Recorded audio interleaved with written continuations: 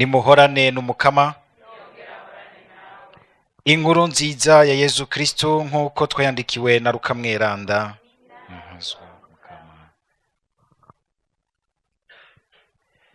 Isinzi ry'abantu ryari rigendaniye Yezu, arahindukira ababarira ati, umuntu niyazi wanje ntahebe se na nyina, umugore n'abana bene nyina na bashikiwe, mbere n'amagara yiwe ntashobora kumbera umugendanyi. Utikorera umusaraba wiwe ngo ankurikire ntashobora kumbera umugendanyi. Ninde muri mwebwe yoshaka kubaka inzu ntabanze kuraba ko afise ibiyujuje, kugira ngo amaze kuyitangura ntayiturukankara? Bose ngo bamutwenge bati, uyu muntu yatanguye kubaka inzu ariko vyamunaniye kuyuzuza. Cabure, n'uyuhe mwami yoja gutera uwundi ntabanze kwiyumvira ko abantu biwe 10,000 boshobora gutsinda uje kwivunisha 20,000? Atabishoboye arungika intumwa gusaba itekane wa mwami akiri kure. Niko uwo wese muri mwebwe adashobora guheba ivyo atunze vyose ntashobora kumbera umugendanyi. Dushimagize iyi nkuru nziza ya Kristo. Mu gisomwa ca mbere turacari mu ibaruwa ryandikiwe abaromani, Paulo yandikiye abaromani. Uyu munsi Paulo atuzirikanisha ikintu gikomeye cyane, ikintu cyo kumenya kugira discernement idutuma twamatunywanisha itegeko n'urukundo. Itegeko n'urukundo wa muco usanga binywanira mu kigongwe, impuhwe, imbabazi, ubuntu. Kuko itegeko kenshi kumwe parakunze kubitwigisha, iyo umuntu agarukiye kuri ryo ni hamwe uzosanga agendera gusa kuri kirazira, aguma agendera kuri kirazira, ugaca usanga mbere n'ubukristo bwiwe bwuzuye ubwoba, bwuzuye uruhagarara, bwuzuye kuguma yiyagiriza, bwuzuye kuguma yumva ikintu canditse ariko adashobora kumvamwo umuntu arimwo, umuntu amukunda. Aho urukundo rwogo ruca ruza rukarenza ko, urukundo ruca ruzana nogira nti iyindi mpinyanyuro, akandi kagoboranja, kuko nimba ibwirizwa rigira riti ntukora iki, mugabo kumva mutima w'Imana muri ico kigira kiti ntugire iki, akubwiye ati mu biswanzogira iki. Kugumya ico usanga umenga abantu tugarukira ko kenshi ico twita la dimension négative de la loi, ijya iziririza. Paulo arashaka yuko nk'abakristo duca ubwenge bwo kumva muri kijya baziririje, kubera mutima w'Imana waronse no kubera urukundo rwa Kristo, ukumva ahubwo ico mutima kongoreye akakubwira ati mu bisanzo mu kuziririza Imana ishaka kugira gutya. Cyo gituma Yezu muzobona aza akagira ati ntugire iki, akubwira ati ahubwo gira iki. Gira iki tubishira mu gifaransa, kumva agafaransa biraza koroha. Burya itegeko la loi hari igihe rigira riti ne fais pas du mal, mugabo itegeko rya mutima nawe agira ati ne fais pas mal à quelqu'un. Ne fais pas du mal, umenga aho jambo rigize riti, ibwirizwa rigize riti ntugire uko, ntugire nabi, umenga uriko unigana no gutinya kurenga ikintu canditse. Ariko rigize riti mutima kagira ati ne fais pas mal, nukuvuga ntihagire umuntu ugirira nabi. Sinzi ko mwumva ko muri ya ne fais pas du mal hagiyemwo umuntu, hagiyemwo visage y'umuntu, hagiyemwo ubuzima bw'umuntu. Ikindi sinzi ko murumva, haro nk'abantu aza wumva agize ati itegeko rikwica rigukiza mafu. itegeko ni itegeko. Ibyo ntabyo murumva. Itegeko ni itegeko. Upfukira mafu. Tugende kwa Yezu n'ubundi. Yezu ni hamwe mubona arazi ko hari itegeko ryo kubaha isabato.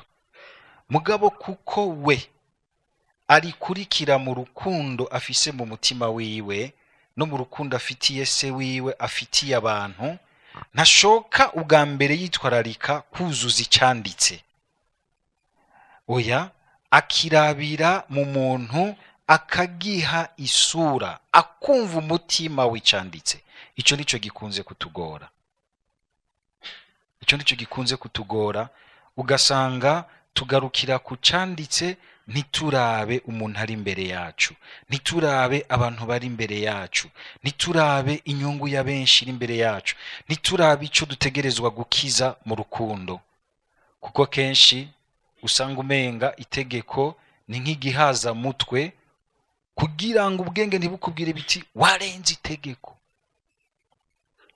Ciye nibuka aho vyigeze gushika n'agakuru batera kugira ngo no mu vy'Imana bidusabe kuja tujabutse umutima wo kwiyumvira no kuzirikana bishika kure. Barabafurera babiri bari bagiye gukora ubutumwa n'abantu b'Imana, barafise amategeko bagenderako. Mufurera rero ntategerezwa gutebana gose n'umwigeme. Baca batangura kuvuga utuntu bari mu biki. Murazi yuko na Yezu bamuvuze yo kumwe na Munyasamariyakazi. Hama kuko hari iryo tegeko yuko adatebana n'umuntu umwigeme nibihave biza kumucafuza au niveau ya chastete. Bishika rero bava gukora ubutumwa ngo haguye imvura nyinshi. Baca ahantu ku ruzi hari umukobwa w'umwigeme vyananiye ko ajabuka. Bona abantu b'imisore barakomeye barashobora kujabuka uruzi nta kibazo. Bose rero bakarabana mu maso. None turamusiga nga burije mbere. Turamusiga nga. Umwe akagira ati hari itegeko n'akazi kawe nturirenge. Furera mukorora guhana. Uwundi nawe akumviriza akaraba ingene uyo mwigeme amuteye ikigongwe. Ingene badashobora kumusigaho. Amuremeka ibitugu aramujabutsa. Wawundi acagenda aramutera igitsure. Wanitsure igitsure c'itegeko. Sindavuge ngo muje kurenga amategeko, mugabo mumenye kuyashiramwe umutima. Mwumvize ico Yezu ababwira mu itegeko. Wawundi rero umwe akunda itegeko kubw'itegeko, acagenda aratera igitsure mugenzi we ati ndakuriga kwa Furera wiremetse umukobwa uramujabutsa. Niho wawundi yahindukira kumva umuntu ari mu mutima. Hari gihe akoresha na humor ugasanga arafise ibintu umutima mushiramwe biryoshe. Cabwira ati wewe urafise ingorane. Je uriya mukobwa namujabukije yasigaye hariya. Mugabo wewe ari muri wewe aguma gukoroga. Ari muri wewe aguma gukoroga. Nico gituma gukurikira umukama nkuko tuvyumvise Yezu bitubwira, harimwo kwicara umuntu akiyumvira. Mbona umuntu agomba kubaka Yezu agize ati kumukurikira no kwikorera umusaraba, ariko si gupfa kwikorera uko ariko kose. Umuntu aricara agaharura agakiyumvira agapanga akorganiza akarondeza nka kujya ko umuntu yubaka. Muramaze kubona umuntu agomba kubaka inzu. Je nibuka inzu tugomba kuyubaka ingene twicaye imisi n'indi amezi n'ayandi turiko turayipanga twiyumvira. Turicara tugira appel d'offre baduza kuyuba ibintu birebire gose. Nubu niturana yiheza.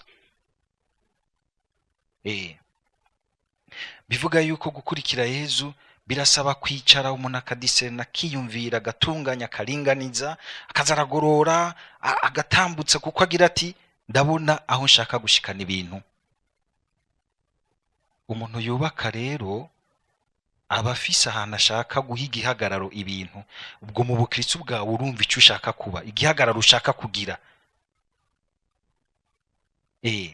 Kwari gusanga umenga dukurikira Yezu umenga turi mu gapfungu. Oya, ushaka kubiki? Kandi ico kibazo aragira igihe kigakomera. Ushaka kubiki? Yezu akatwereka kandi yuko uko kumukurikira, uko kumenya no kunywanisha ibwirizwa n'itegeko kugira ngo wumvirize mutima. Itegeko uriho umutima, uriho isura. Itegeko isura rya mbere turiha ni isura ry'Imana, kumviriza yuko ataho uri kuratandukana n'Imana, ukaza kuvyumviririza kandi yuko uri kurakorera inyungu ya benshi, inyungu y'umuntu wese, inyungu y'umuntu wese. Nk'uyo ntaho bafurira byari gushobora gushika bakamwikawusha, hanyuma bakaza bumva bati hariho ibisuma byamufashe biramukorera ivyamfura mbi canke yaragwitaye mwaratwagwa, niho bari kuza kuryoherwa bati sikizima twubasha itegeko. Itegeko riri ku ruhande rwacu, turera, turutumarayika wakijijiki.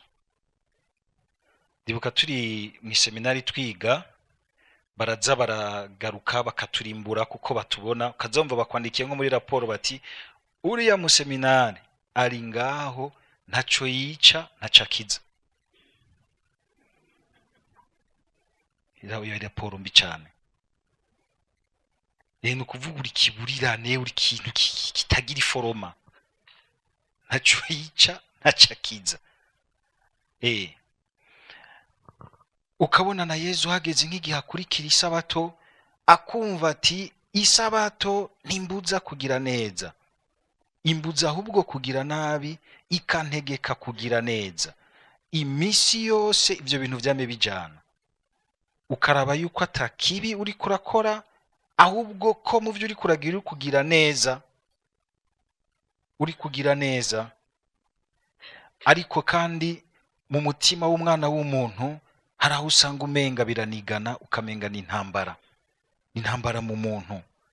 Intambara yo kukurikira Yezu, intambara yo kwemera ukagira discernement, intambara yo kwemera ugafatira umwanya ibintu, intambara yo kwemera gucuvya, kwizimya muri kakano kasatuntu twanje kamwa jewe, vyose ukumva umenga ni wewe uri fatiro rya vyose, vyose vyo hinzira wewe, bose bokunda wewe, bose bavuga neza, mugabo atanu mwukunda, atanu muvuga neza.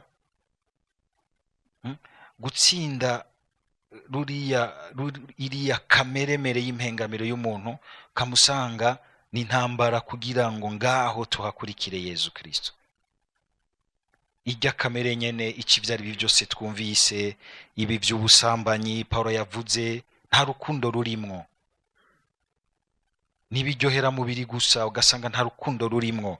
Ibi byose byo kwiba, kubesha uwundi, nta rukundo rurimwo, kuko ntawe wigera wiyumvira ineza y'uwundi, ntawe wigera wiyumvira ineza Imana ishaka hagati yanyu.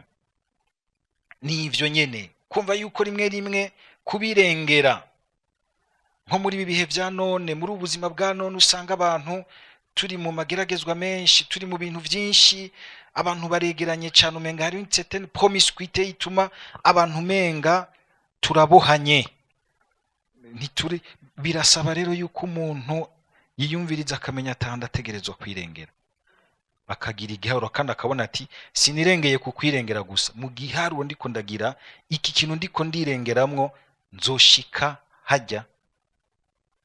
Gukurikira Yezu kandi harimo igiharuro. Nibaza yuko kwemera kuba nka patiri ko nashizemo igiharuro.